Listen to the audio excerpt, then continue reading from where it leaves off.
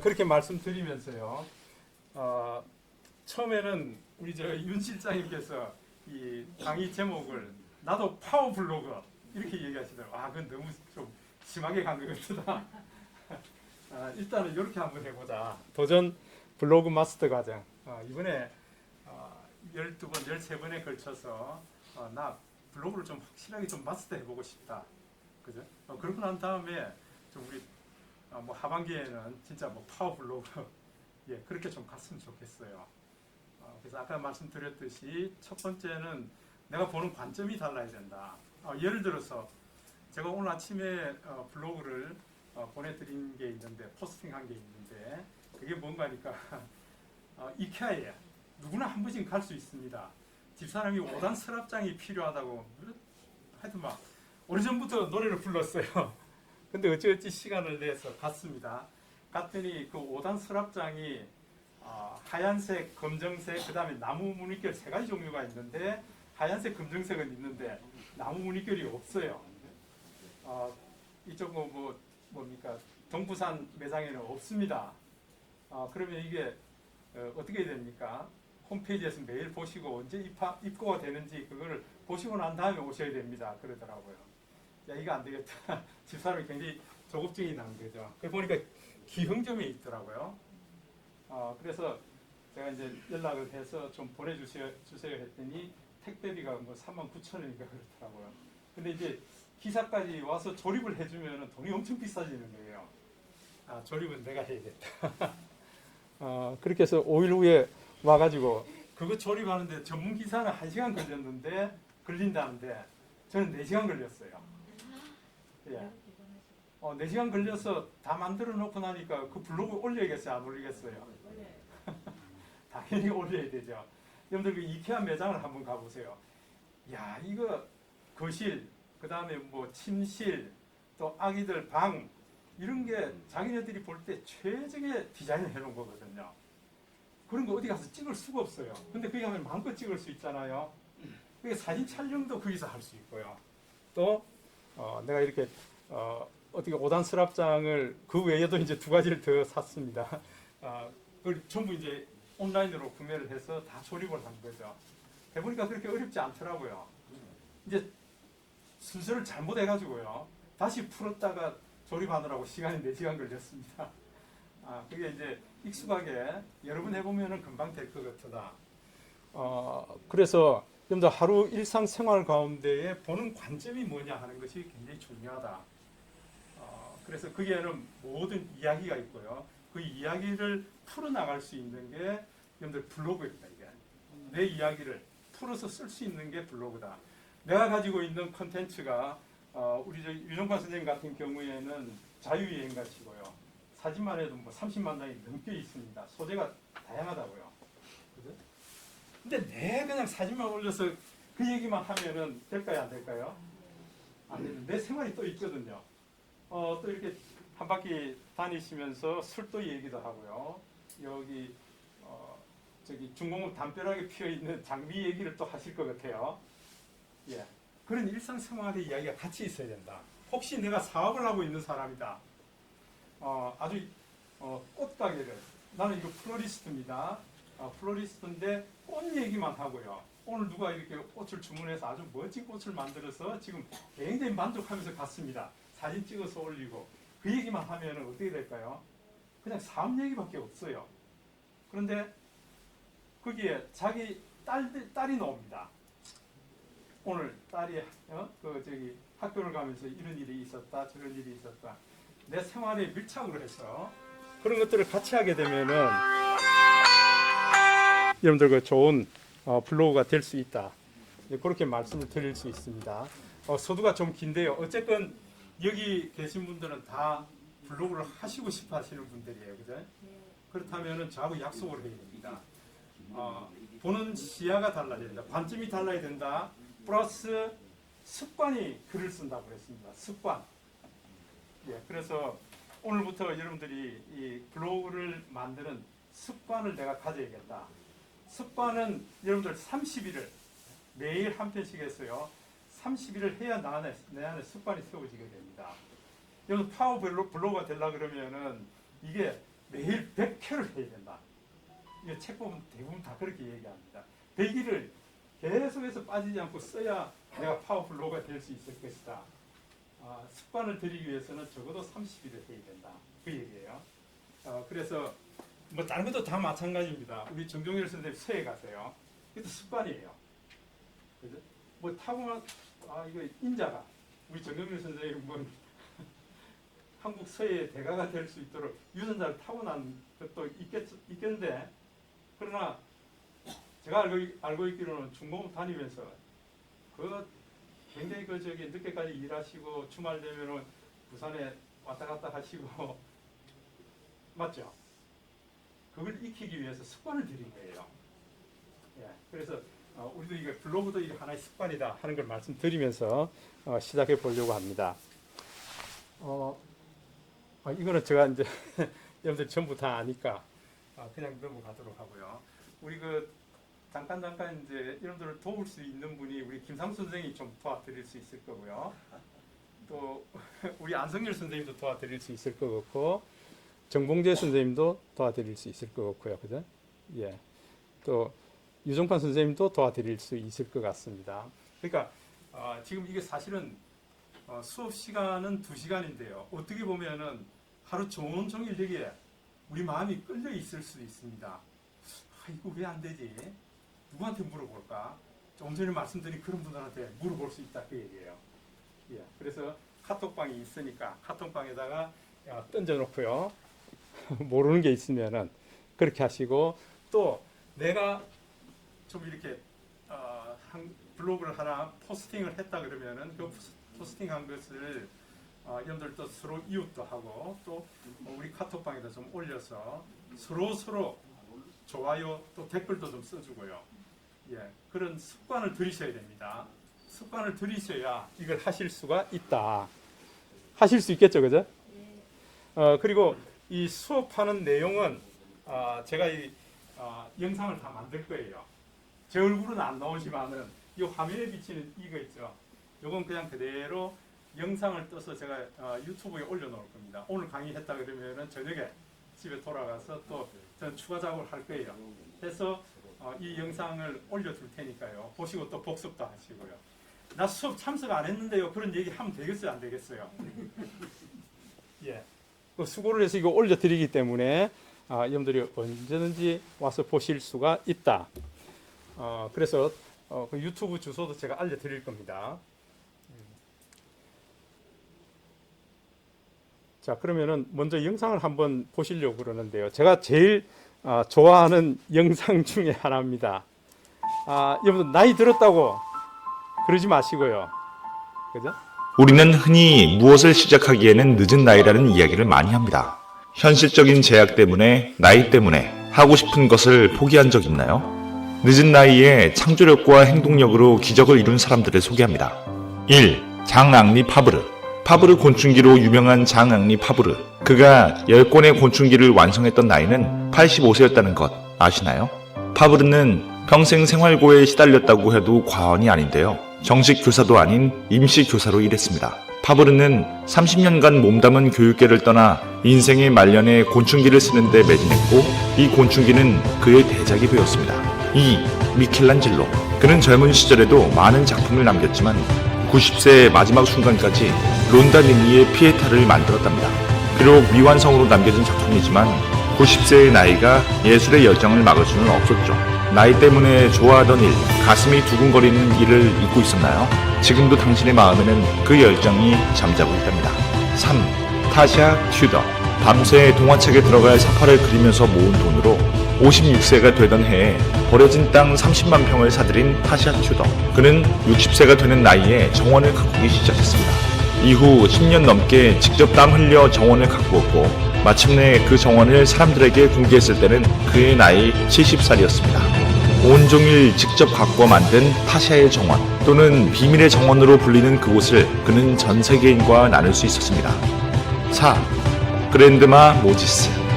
75세에 처음 그림을 그리기 시작해 101세에 세상을 떠나기까지 1600여 점의 작품을 남긴 미국의 국민화가 모지스. 평생을 농장 안악으로 살았던 모지스는 소일거리 4만 5톤 자수가 관절염으로 어려워지게 되면서 바늘 대신 붓을 들었습니다. 88세의 올해의 젊은 여성으로 선정된 그랜드마 모디스. 그는 말했습니다. 인생은 우리 스스로 만드는 것이다. 이전에도 그랬고 앞으로도 그럴 것이다. 5. 베르나르 올리비에. 은퇴 후 최초로 실크로드를 도보로 횡단한 그는 기적의 노인이라고 불리는데요. 놀라운 도전을 마친 후 그는 늦은 나이에 비행 청소년을 교화하는 봉사단체를 설립했습니다. 노년의 새로운 도전은 그에게 새로운 사회적 역할을 만들어준 셈입니다. 그는 말했습니다. 은퇴란 멋진 것이다. 그것은 인생에서 완전한 자유를 갖게 되는 특별한 순간이다. 세계적인 노화학자 마크 윌리엄스는 습관이 주는 편안함의 유혹을 이기는 것에서부터 잘 읽기 위한 준비가 시작된다고 말합니다. 달리 말하면 창의적 노화는 지금까지의 삶에서 굳어진 인식, 습관, 통념이 주는 편안함을 거부하고 새로운 경험을 마다하지 않는 것에서부터 시작할 수 있습니다. 100세 시대, 우리가 100년을 산다면 당신의 타임라인은 지금 어디에 있나요? 무엇을 하기에 늦은 나이라고 말하기 때문에 하고 싶은 일을 포기하지 않았나요? 100세까지 늘어난 시간을 의미 있게 보낼 수 있도록 지금 그 자리에서 남은 시간을 다시 상상해보세요. 무엇을 하기에 늦은 때란 없습니다. 우아한 어른으로 희망차게 살아가야 할지, 힘없는 어른으로 불안에 떨며 살아가야 할지 선택은 당신에게 달렸습니다. 늦은 나이에 새로운 꿈을 이룬 사람들, 어린 시절 장래 희망을 상상하듯 하고 싶은 일을 찾아 도전할 수 있습니다. 지금 무언가 도전하고 싶나요? 도전을 미루고 있나요? 100세 수업을 만나보세요. 책갈피였습니다.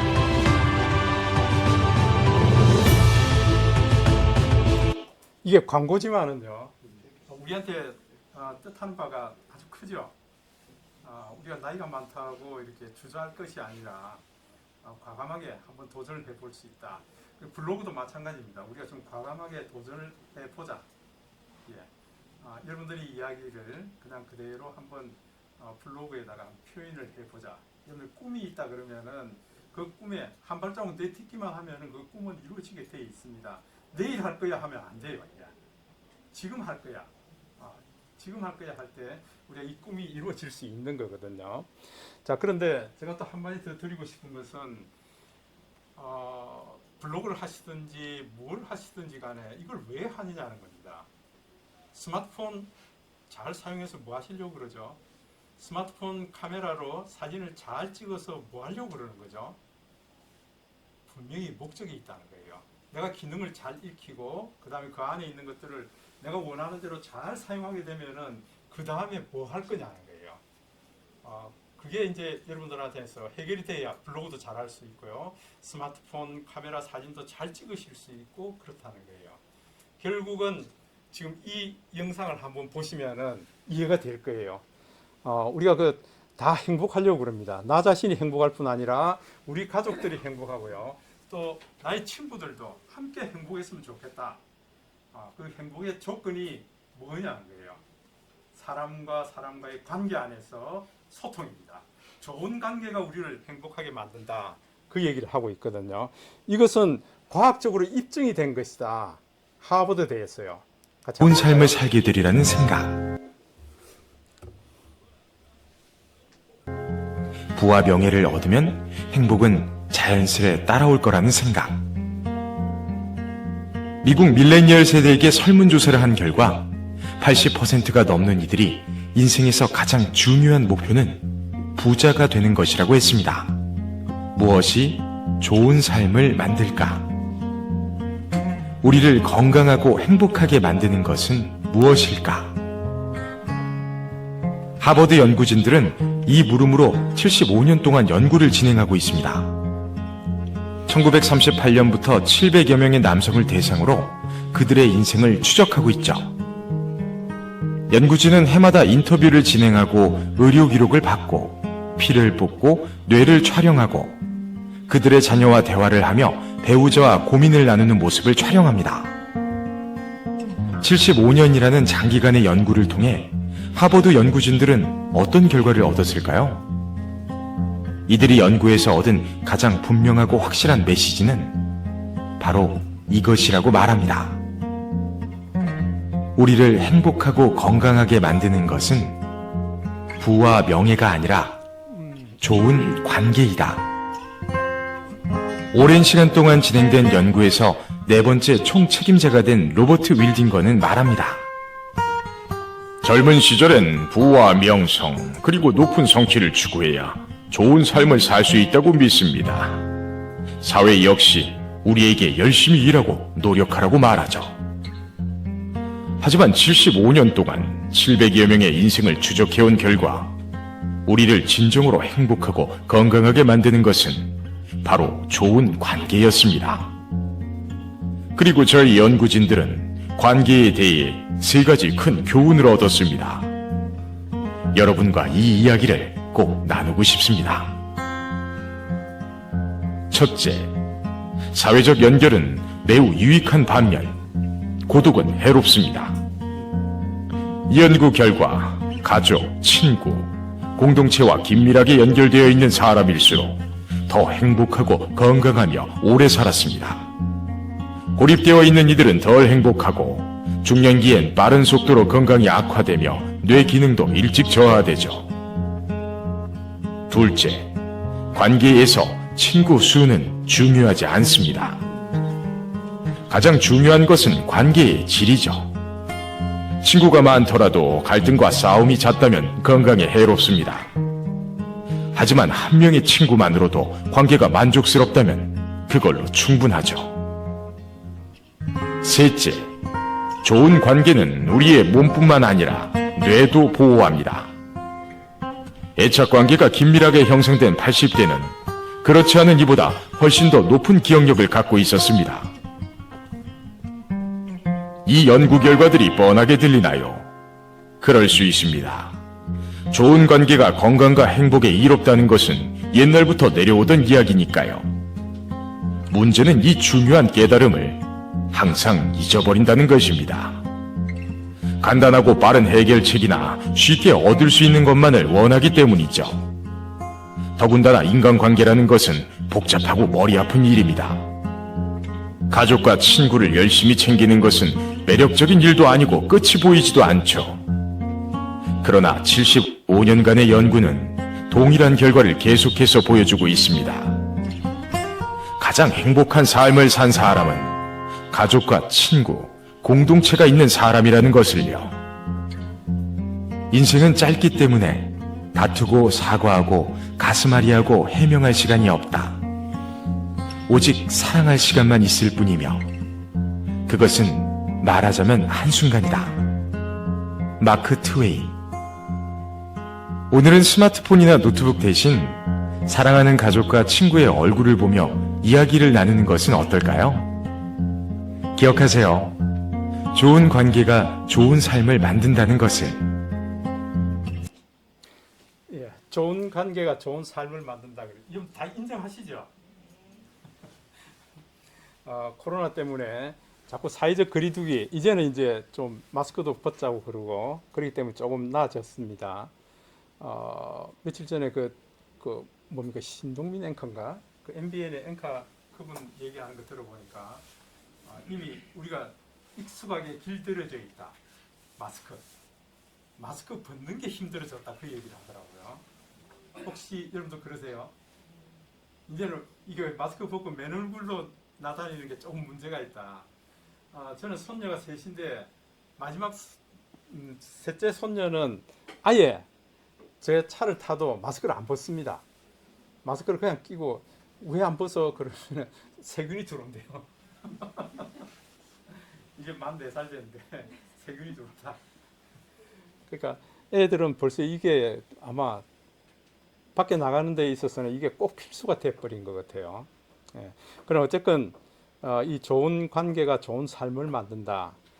지금 78년간 지금 이 영상은 그 로버트 월딩거라는 그 교수가요, 하버드대 교수가 약 4년 전에 썼으니까 79년 됐네요. 79년 된데 남성 724명의 인생을 추적해서 이걸 통계로 내놓은 겁니다. 이게 돈을 많이 벌어야 된다, 명예를 많이 얻어야 된다 이런 것이 아니라 좋은 관계가 건강하고 행복한 삶을 만든다 하는 그런 얘기였다는 거죠. 그래서 아까 여기 보니까 영상 마지막 부분에 이제 컴퓨터도 좀 보지 말고 스마트폰도 보지 말고 그렇게 하자 그러는데 우리가 홀로 있는 시간에는 여전히 우리가 스마트폰을 통해서 또 다른 세계로 나아갈 수가 있기 때문에요. 지금은 누구나 다 스마트폰을 다 가지고 있습니다. 내가 사진 한 장 잘 찍는 거, 그게 또 멋진 카드를 만들고 영상을 만드는 이유, 그 목적, 이건 좋은 관계를 위한 소통의 수단이 바로 스마트폰이다. 아니 이렇게만 생각하시면은 아마 여러분들이 블로그를 쓰는데도 도움이 많이 될 테고요. 또 좋은 카드를 만드는데, 좋은 사진을 찍는데 다 이렇게 도움이 될 겁니다. 이게 그런 관점에서 열심히 배워보는 것이 좋겠다. 그렇게 말씀드립니다. 오늘 보니까 우리 송 선생님 지난 과정에 했던 책을 가져오셨던데 책이 진짜 예뻐요. 지난번에는 우리 그 스마트폰으로 이 포토북 만들기 과정을 했거든요. 그래서 가족 이야기들을 책으로 만들어서, 그러니까 이게 소통의 수단으로 스마트폰이 사용된다 그러면 그보다 더 좋은 일이 어디 있겠어요? 그죠? 예, 여러분들이 관점을 이렇게 보셔야 된다. 자, 좋습니다.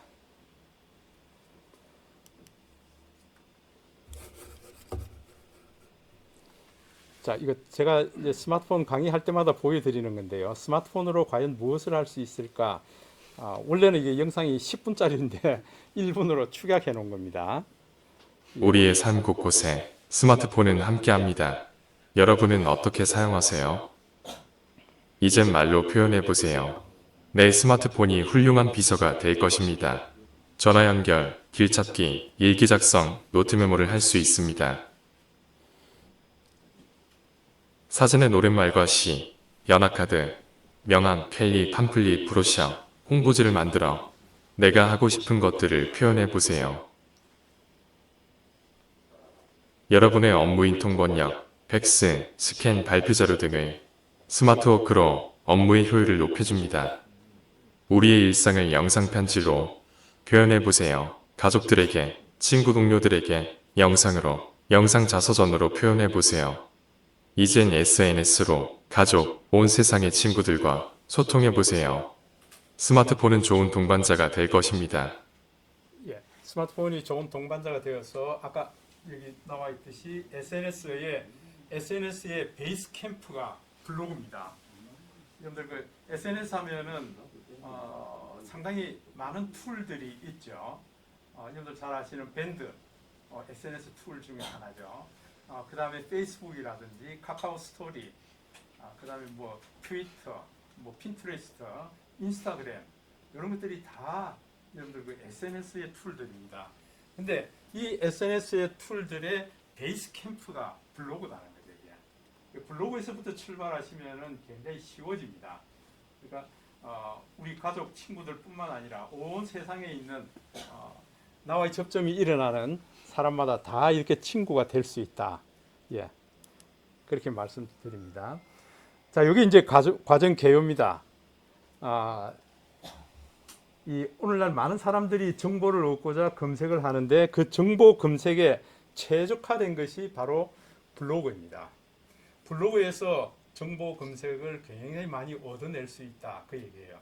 여러분들 그 뭐 검색할 때 주로 크롬이나 네이버에 들어가서 검색하시죠. 예. 그러면은 그 검색에 첫 번째로 튀어 올라오는 게 바로 블로그들입니다. 그래서 블로그는 개인의 이야기들을 개인의 지식이라든지 개인의 정보라든지 또 이렇게 추구하고 있는 그런 것들을 많이 이제 기록해뒀죠. 거기에서 우리가 많이 찾아낼 수가 있죠. 그래서 자신의 이야기나 지식, 정보, 취미, 하고자 하는 일을 강력히 또 홍보하고 싶다면은 블로그를 하고요. 여기에서부터 다른 SNS, 밴드, 페이스북, 카카오 스토리 등 SNS에 다양하게 펼칠 수 있을 겁니다. 특히 여러분들은 뭐 이제 인생 이막에 의미 있는 나만의 이야기를 블로그로 좀 표현해 보고자 이 과정에 아마 자원을 하셨을 것 같아요. 제가 듣기로는 이 후보자도 굉장히 많다 그러더라고요. 보니까 뭐 과정 그 공지하고 안내 홍보를 하고 난 이후에 그냥 뭐 바로 문을 닫았더라고요. 인원이 너무 많아가지고. 예. 그래서 여러분들의 이야기를 이제 제 얘기를 들어보시면서 나는 콘텐츠가 이런 거야. 나는 이런 얘기를 하고 싶어 하는 것들을 머리에 좀 구상을 해 두셔야 된다. 예.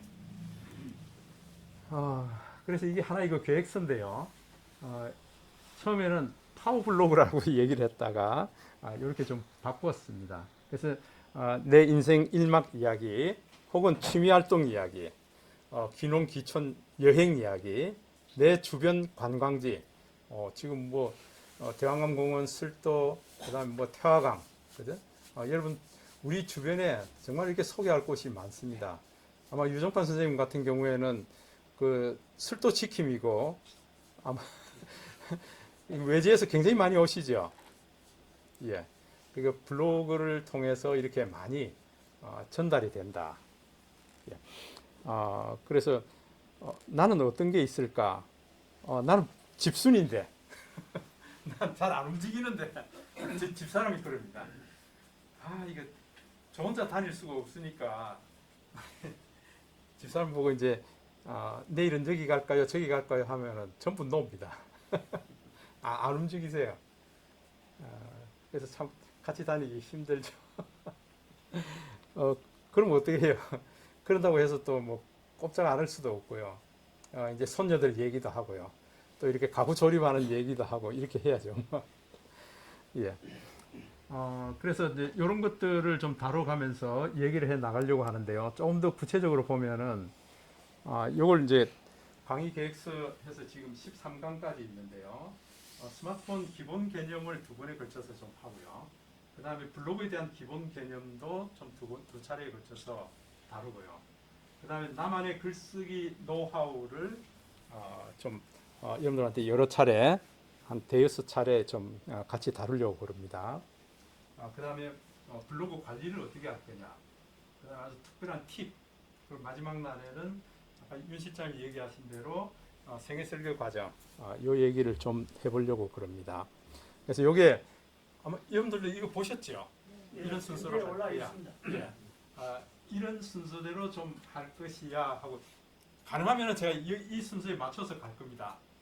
근데 이제 상황에 따라서 여러분들 좀 이렇게 질문하는 내용이라든지 또 여러분들 받아들이는 수용 상황을 봐가면서 조금 진행을 좀 바꿔 나갈 수도 있습니다. 예, 큰 틀은 이렇게 맞춰서 가겠다. 그렇게 말씀을 드리고요. 이제 제가 준비한 거에 이렇습니다. 상세 과정 추진 내용이 있습니다. 스마트폰 기본 개념에 관해서 한 3번 정도를 또 하려고 그럽니다. 이게 처음에 약 한 달 전에 계획서는 2번이라고 그랬는데 지금 이제 3번이라고 해놓은 이유는 제가 이제 이 블로그를 좀 잘하기 위해서 전체적으로 뭘 다뤄야 될까를 지난 한 달 동안 계속 고민을 하면서 자료를 업데이트 지난 어젯밤까지도 그냥 업데이트를 계속했는데요. 자, 그래서 스마트폰 기본 개념, 또 그 다음에 블로그를 작성하기 위해서 필요한 스마트폰 기본 활용을 제가 말씀드릴 거예요.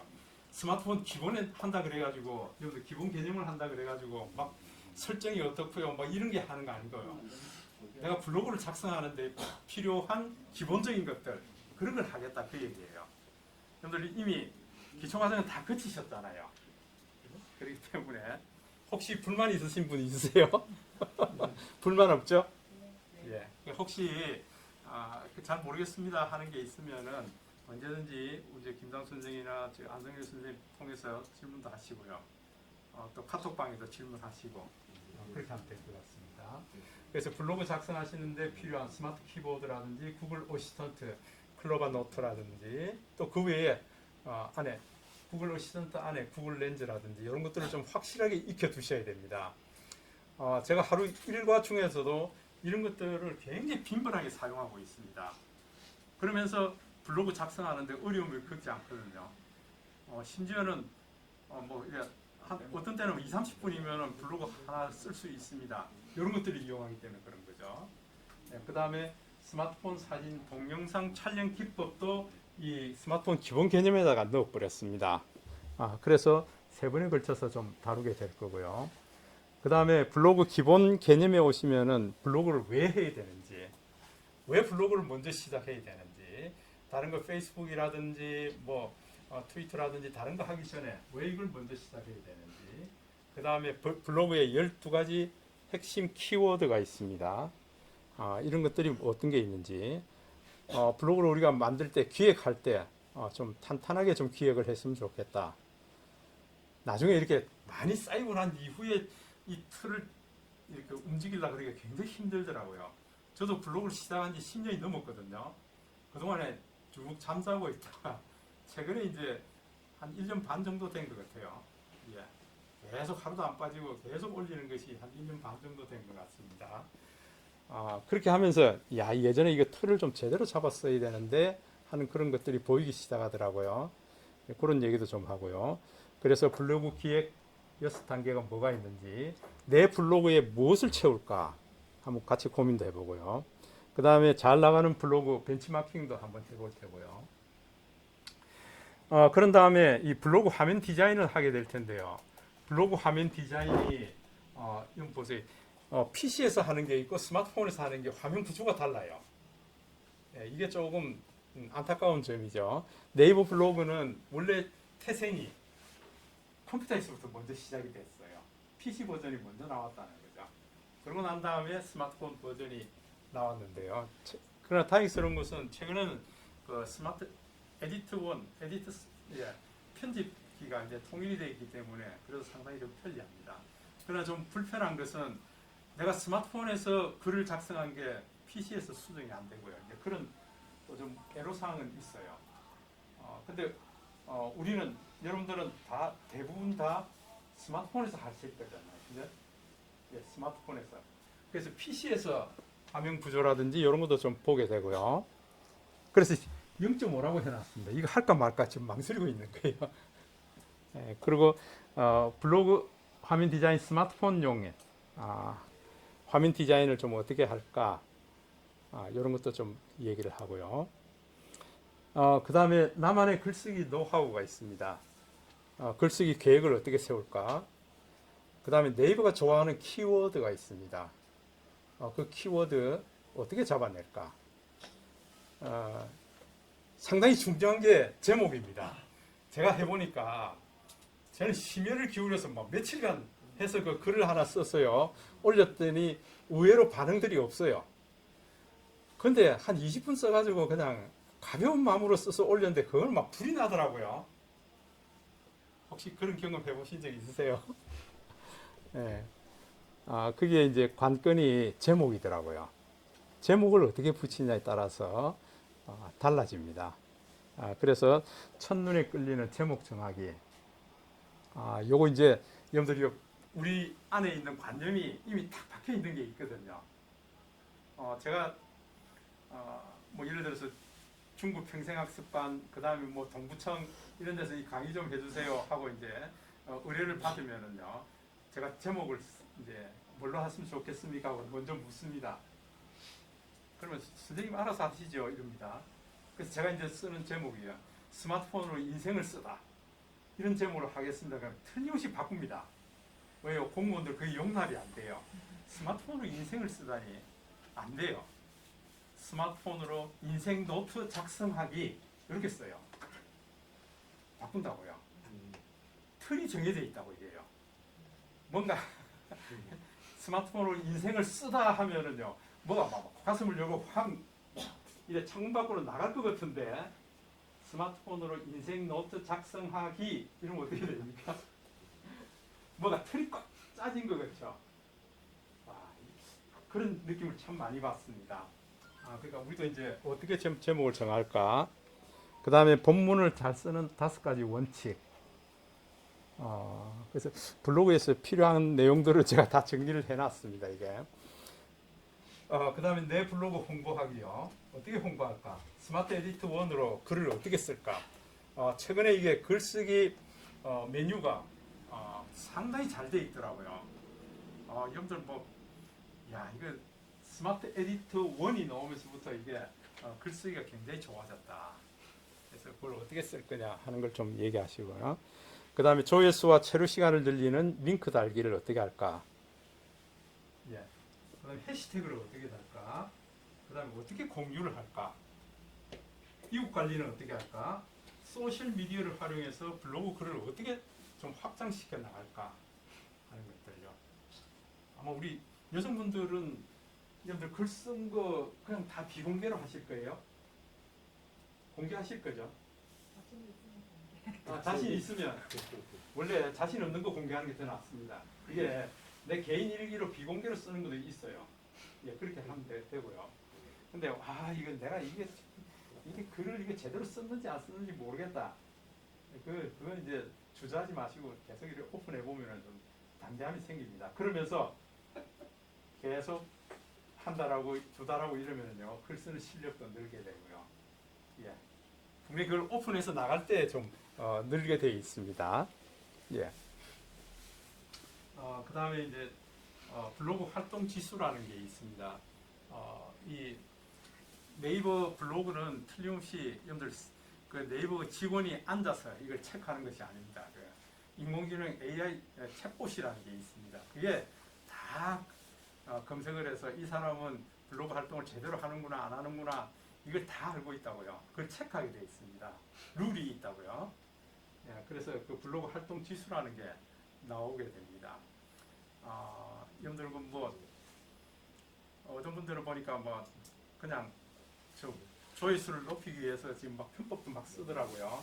근데 그런 블로그는 오래 가지 않습니다.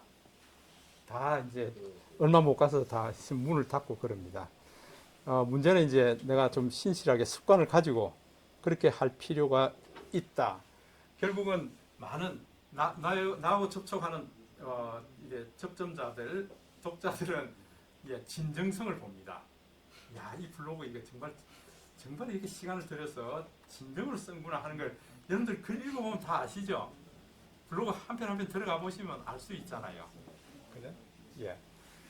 자, 블로그 검색 상위 노출 전략 세우기, 잘 공유되는 10가지 글쓰기 방법. 예. 이런 것들을 좀 나중에 다 소개를 해 드리려고 하는데, 처음에 이 과정을 열 때에 우리 그 윤 실장님께서 사업하시는 분도 있고 이러니까 좀 사업하는 분들 포커스도 맞춰서 좀 하는 게 어떻습니까? 그런 분들이 이게 꼭 필요하죠, 이게. 예. 왜 이렇게 해야 되는지, 이제 그걸, 이러면은 아마 이거 굉장히 힘들어지겠다. 그래서 제가 이렇게 쭉 진행해 보면서 이런 것들을 좀 가감을 할 겁니다, 이게. 더 넣고 빼고. 분명히 이게 12분 안에 다 할 수 있는 문제는 아니거든요. 자, 그 다음에, 여기 있어요. 시선을 붙드는 이미지와 동영상. 어떻게 우리가 핸들링 할 거냐. 네이버는 사실은 동영상이 약하기 때문에요. 네이버 안에 동영상이 들어오게 되면은 이 AI 챗봇이 굉장히 높은 비중의 점수를 주게 되어 있습니다. 그래서 내가 촬영한 동영상을 블로그에다가 표현한다 그러면은 아주 좋은데 그걸 어떤 방법으로 표현할 거냐 하는 그런 겁니다. 그 다음에 이미지도 사진을 어떻게 좀 정렬해 나갈 거냐. 물론 블로그 안에 요즘 글만 있는 블로그는 잘 읽을 수가 없어서 이게 그냥 다 뭐라고 해야 됩니까? 이게 보는 사람들이 스킵시켜 버리죠. 예. 그런데 이 안에 적절한 사진, 그 다음에 적절한 이미지, 적절한 카드 이런 것들을 쓰셔서 이렇게 사람들의 눈길을 사로잡는 결국은 그 체류 시간을 높일 수가 있는 겁니다. 예. 그 다음에 동영상으로 생동감 넘치는 글 만들기 이런 것들도 같이 해볼 텐데, 야, 이렇게 보면은 이거 언제 다 하지 그런 생각도 드시죠. 그 다음에 이제 블로그를 하시면서 네이버 포스트라고 있습니다. 네이버 포스트, 이 전문가들이 글을 쓰는 거죠. 그냥 일반인들이 아니고 전문가들입니다. 인플루언서가 될 수도 있고요. 그런 글들을 어떻게 우리가 활용할 거냐. 그 다음에 네이버에서 동영상을 만들 수 있는 프로그램이 블로그 모먼트입니다. 지금 모먼트도 안에서 편집하는 기능들이 다 있어요. 그래서 모먼트 좀 제대로 알아보자. 이러고 난 다음에 우리가 유튜브만 했었는데요. 네이버 TV 채널도 만들어서 네이버 TV에도 좀 우리의 영상을 좀 올려보자. 그 다음에 음성으로 서로 이렇게 채팅하는 게 있습니다. 그 네이버 오디오 클립이라고 있는데요. 예, 이런 것들도 우리가 한번 알아보자. 그 다음에 블로그를 관리하는 5가지 특별 노하우. 그 다음에 이 글감은 어떻게 하면 우리가 좀 얻을 수 있을까? 글감. 여러분들 고민이, 제일 큰 고민이 아마 이걸 거예요. 야, 글감을 어떻게 구하지? 하루에 한 편씩 올리는 거 좋아. 나 할 거야. 근데 글감을 어디서 구하지? 예. 오늘 뭐 이게 우리 새로운 대통령, 20대 대통령이 이제 출범을 했습니다. 그게 슬로건이 뭐였습니까? 오늘 그 저기 취임식 그 국회의사당 그 정면 벽에 슬로건이 붙었대요. 예?